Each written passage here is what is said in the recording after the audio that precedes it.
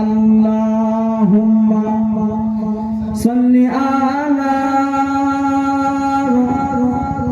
পরেন মুহাব্বতের সাথে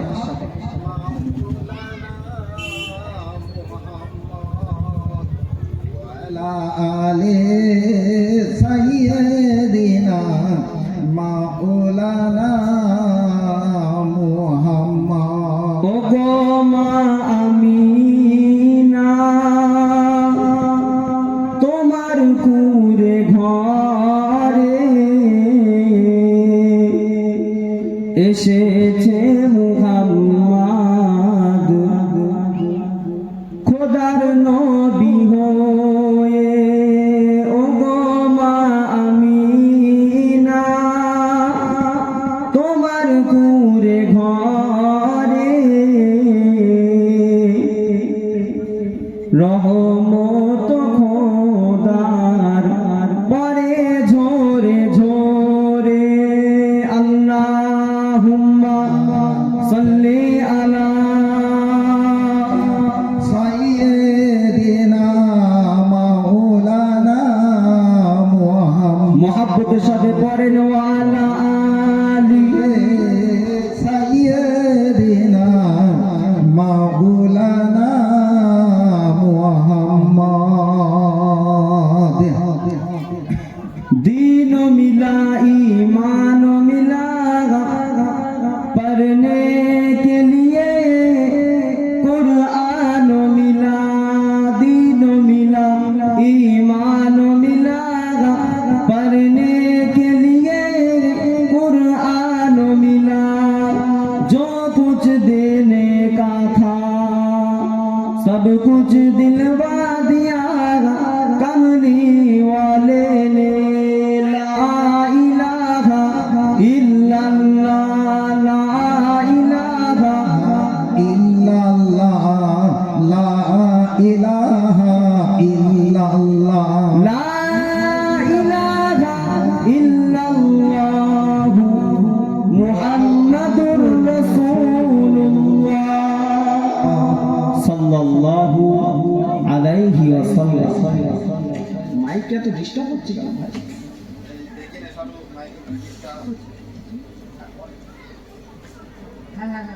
আমার ভাইরা বাবাজিরা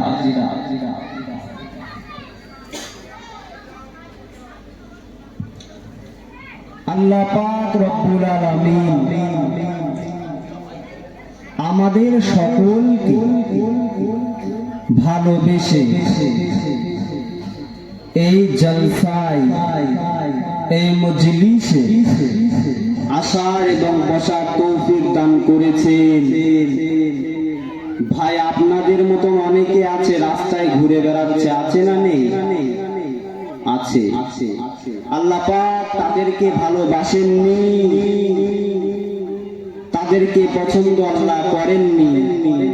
আমাদের কয়েকজনকে আল্লাহ পাক ভালোবেসে তানার মজলিসে আসার এবং বসার তৌফিক দান করেছেন।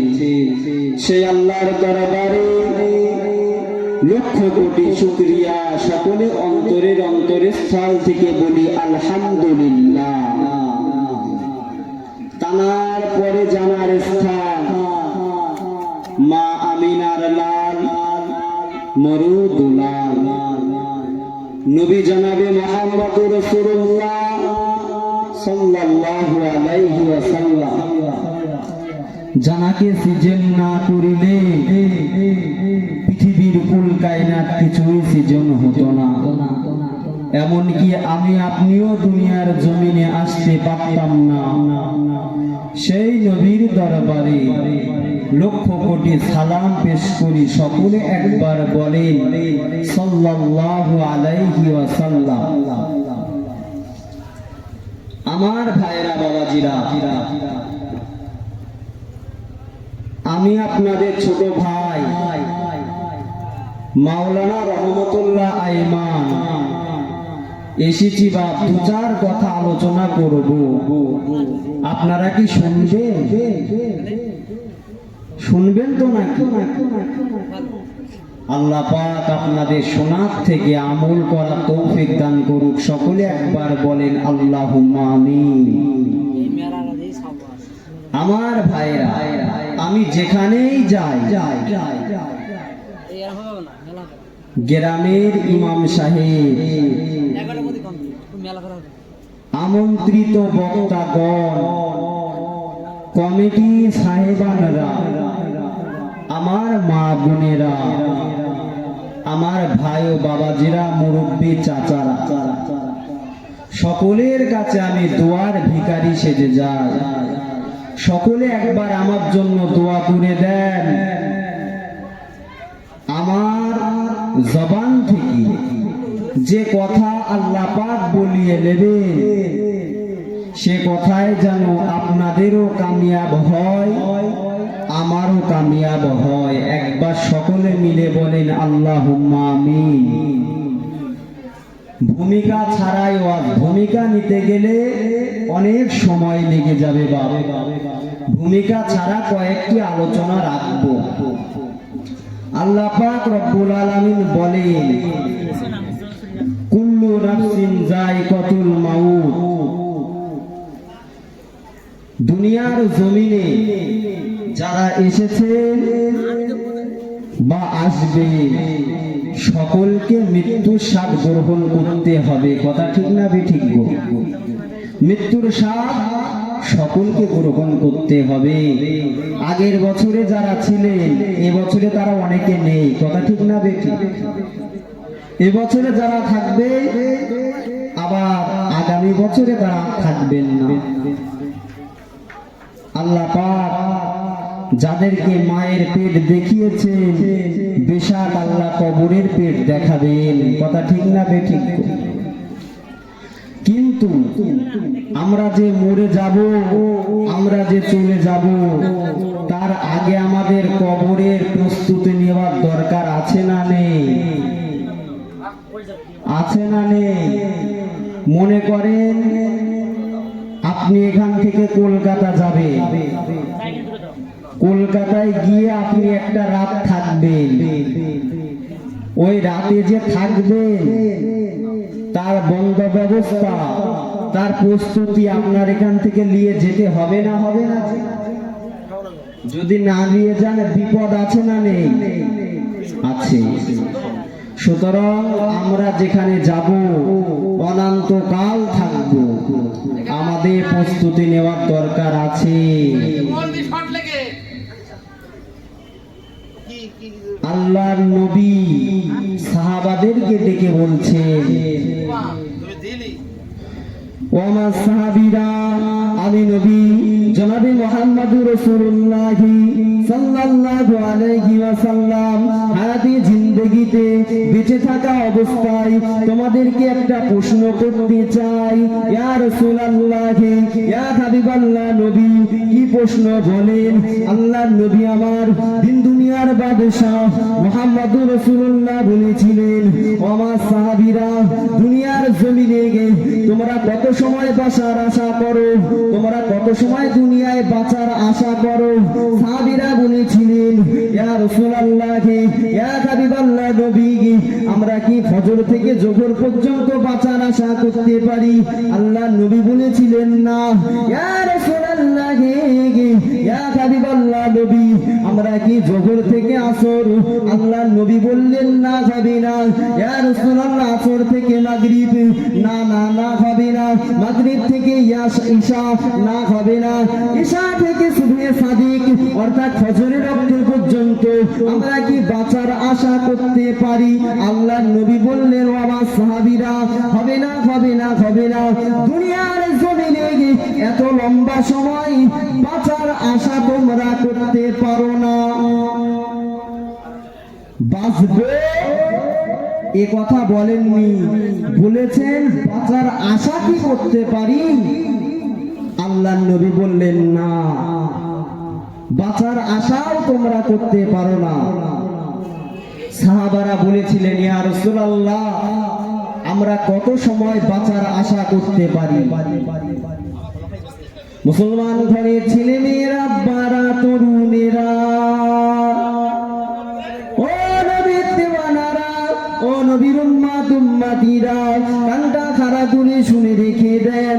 আল্লাহ নবী আমার দিন দুনিয়ার বাদশাহ হাবিবুল্লাহ জনাবে মুহাম্মদুর রাসূলুল্লাহ সাল্লাল্লাহু আলাইহি ওয়াসাল্লাম ওই সময় বলেছিলেন, ও আমার সাহাবীরা তোমরা লক্ষ্য করো, একটা মানুষ নামাজে দাঁড়িয়েছে, নামাজে দাঁড়ানোর পরে সূরা ফাতিহা পড়েছে, সূরা মিলিয়েছে, রুকু করেছে, সিজদা করেছে, বৈঠকে বসেছে, বৈঠকে বসার পরে তাশাহুদ করেছে, আত্তাহিয়াতু লিল্লাহি, তাশাহুদ শেষ করে দরুদ শরীফ যখন পড়েছে, দরুদ শরীফ পড়ার পরে দোয়ায়ে মাসুরা পড়েছে।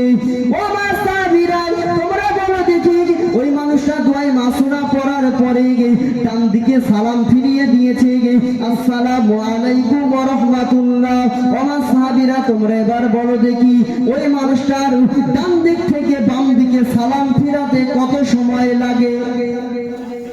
কত সময়? ডান দিক থেকে বাম দিকে সালাম ফিরাতে 1 ঘন্টা সময় লাগে কি? বেয়াদবি মাফ করবেন, 1 মিনিট না, 1 সেকেন্ড, 2 সেকেন্ড, খুব জোর হলে 3 সেকেন্ড, তার থেকে তো বেশি নয়। আল্লাহ নবী ডেকে বলেছিলেন, ও আমার সাহাবীরা শুনে রেখে দাও, জেনে রেখে দাও, আমি নবী মুহাম্মদুর রাসূলুল্লাহ সাল্লাল্লাহু আলাইহি ওয়াসাল্লাম জানিয়ে দিতে চাই, ওই যে মানুষটা নামাজের ভিতরে ডান দিকে সালাম দিয়েছে, ওই মানুষটা ডান দিকে সালাম ফিরবে, সময় হয়তো 1 সেকেন্ড বা 2 সেকেন্ড বা 3 সেকেন্ড, এর থেকে বেশি নয়। ওই যে মানুষটা ডান দিকে সালাম ফিরিয়েছে, ওই মানুষটা বাম দিকে সালাম ফিরাবে, এতটুকু আশা করা যাবে না এর মধ্যে মালাকুল মউত হাজির হয়ে যেতে পারে, এর মধ্যে তোমাদের মৃত্যুটা আঘাত হয়ে যেতে পারে। ডান দিকে সালাম ফিরিয়েছে, বাম দিকে ফেরাবে, এ আশা করো না, এর মধ্যেও মৃত্যু হয়ে যেতে পারে। কিসের এত অহংকার, কিসের এত তাকাব্বুর? জি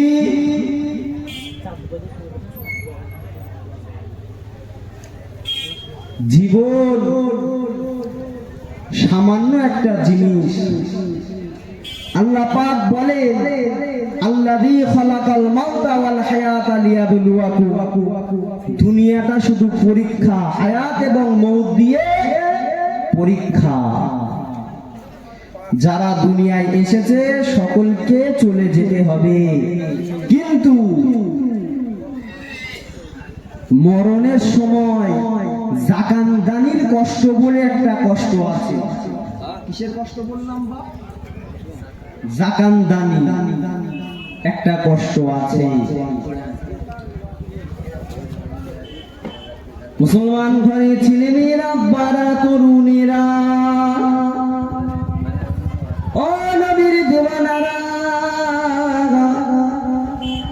আল্লাহ নবী ছোট বিবি হযরতে আয়েশা সিদ্দিকা রাদিয়াল্লাহু তাআলা আনহা বর্ণনা করেন, আল্লাহ নবীর যখন সাময়িকভাবে মৃত্যু হচ্ছে, আল্লাহ নবীর যখন সাময়িকভাবে জাহান কবজ হচ্ছে, আমি আয়েশা সিদ্দিকা আল্লাহ নবীর পাশে বসে আল্লাহ নবীর মুখ মুবারক থেকে, আল্লাহ নবীর কপাল মুবারক থেকে আমি আয়েশা লক্ষ্য করে দেখলাম দপদপ দপদপ দপদপ করে ঘাম ঝরে ঝরে ঝরে ঝরে পড়ছে।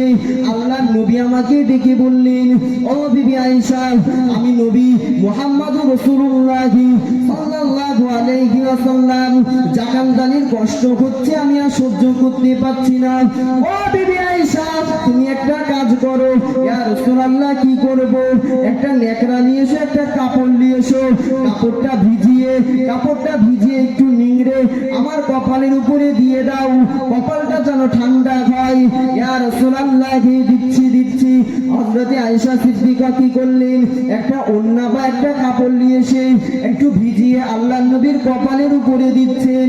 এত কষ্ট ওই কাপড় বেয়ে বেয়ে ঘাম টপ টপ করে ঝরতে লেগেছে।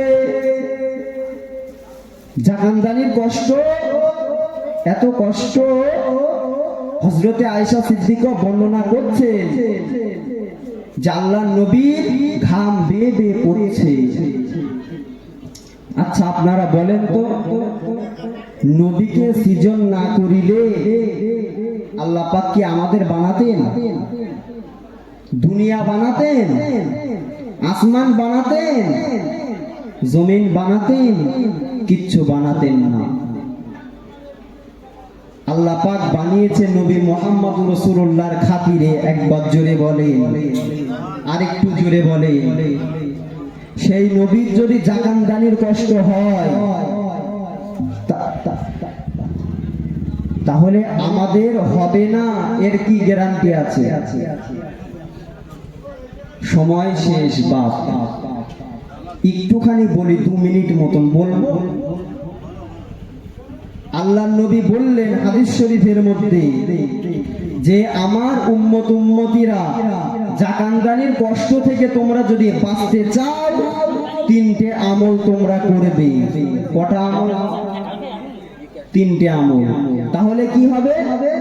জাকানদানির কষ্ট থেকে বাঁচবে না। না, কষ্টটা হালকা হবে। ভারী হতো হালকা হবে, বেশি হতো কম হবে, কিন্তু জাকানদানির কষ্ট বাপ হবেই হবে।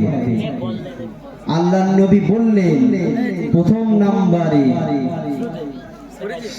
মুসলমান ঘরে ছেলেমেয়েরা, বাড়া তরুণীরা, ও নবী পাকের উম্মতিরা, কানটা খাড়া করে শুনে রেখে দেন। আল্লাহর নবী প্রথম নাম্বারে বললেন 5 ওয়াক্ত নামাজ জামাতের সাথে আদায় করতে হবে। 5 ওয়াক্ত নামাজ তো পড়বেন, কিন্তু তাকবীরে উলা যেন ছেড়ে না যায়। কি ছেড়ে না যায়? তাকবীরে উলা। তাকবীরে উলা মানে আমাদের অনেকে বোঝে না বাপ। তাকবীরে উলা হলো ইমাম সাহেব নিয়ত করেছে, নিয়ত করার পরে ছানা পড়ে না বাপ, ছানা, ওই ছানা ইমাম সাহেব নিয়ত করে ছানা পড়তে মুক্তাদিরও কি করতে হবে? নিয়ত করে ছানা পড়ে নিতে হবে, তাহলে তাকবীরে উলা পেয়ে গেলেন। আর যদি নিয়ত করতে করতে ইমাম সাহেব সূরা ফাতিহা শুরু করে দেয়, তাহলে কি হলো? তাকবীরে উলা ছেড়ে গেল। নাম্বার 1। নাম্বার 2, আল্লাহর নবী বললেন ও আমার উম্মতিরা, শুনে রেখে দাও, জেনে রেখে দাও, আমি নবী মুহাম্মদ, খেয়াল করে শুনে রেখে দাও, আমি নবী মুহাম্মদ জানিয়ে দিলাম। নাম্বার 2 হলো প্রত্যেক নামাজে সালাম ফিরানোর পরে আয়াতুল কুরসি পড়তে হবে।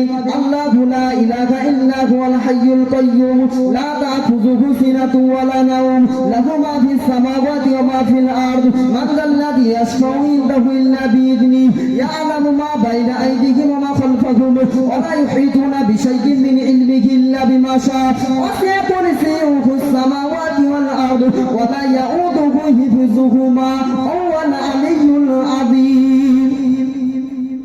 এই আয়াতুল কুরসিটা প্রত্যেক নামাজের পরে পড়তে হবে। শেষ করব। নাম্বার 3 আমল হচ্ছে ফজরের নামাজের পরে সূরা ইয়াসিন শরীফ পড়তে হবে। এই 3টে আমল যদি কেউ করে, জাকানদানির কষ্ট কম হবে, বেশি হতো কম হবে, বড় হতো ছোট হবে। আল্লাহ পাক রব্বুল আলামিন আমাদের সকলকে বলার থেকে শোনার থেকে বেশি বেশি আমল করার তৌফিক দান করুন। সকলে একবার বলেন আল্লাহুম্মা আমিন। আমার নানাজান আসবেন, ওয়াজ ও নসিহত করবে, আপনারা সকলে শুনবেন। আমি বিদায় নেব। বিদায় নেওয়ার আগে আপনারা একবার আমাকে সালাম দেন। ওয়ালাইকুম আসসালাম। এবার আমি আপনাদের সালাম দেব, দিয়ে বিদায় নেব। আসসালামু আলাইকুম। দুরূদ শরীফ পড়েন। আল্লাহুম্মা